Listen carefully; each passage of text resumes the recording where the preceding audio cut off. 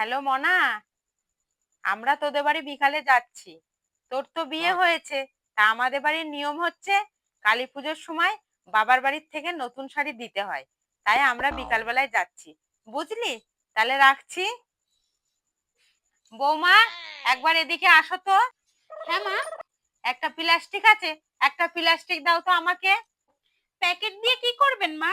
আরে এই শাড়িটা তোমার দিদিকে দেবো, তাই এই শাড়ির প্লাস্টিকটা ছিঁড়ে গেছে, তাই তুমি আমাকে একটা নতুন প্লাস্টিক দাও। আরে আমাদের বাড়ির নিয়ম, বাবার বাড়ির থেকে নতুন শাড়ি কালী পুজোর সময় মেয়ের বাড়ি পাঠাতে হয়। আমার শাশুড়ি বেঁচে থাকতে ওনার মেয়েকেও পাঠিয়েছে, তাই আমিও তো আমার মেয়ের জন্য পাঠাবো। হ্যাঁ, যখন আমার মা বেঁচে ছিল তখন আমার মামার বাড়ির থেকেও মায়ের জন্য শাড়ি আসতো, কিন্তু এখন তো আর মা বেঁচে নেই। ঠিক আছে ঠিক আছে বৌমা, তুমি যাও তো, আমাকে একটা প্লাস্টিক এনে দাও তো। ঠিক আছে, আমি প্যাকেটটা নিয়ে আসছি। এ ভাই, আমার না কালী পুজোতে একটা শাড়ি লাগবে, তুই কি আমাকে পাঠাতে পারবি?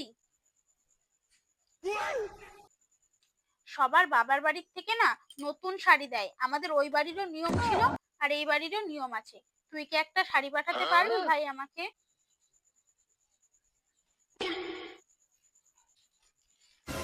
বৌমা, এ নাও। কি মা এটা? তুমি কি ভেবেছো আমি শুধু আমার মেয়ের জন্য শাড়ি এনেছি? আমি তোমার জন্য শাড়ি এনেছি।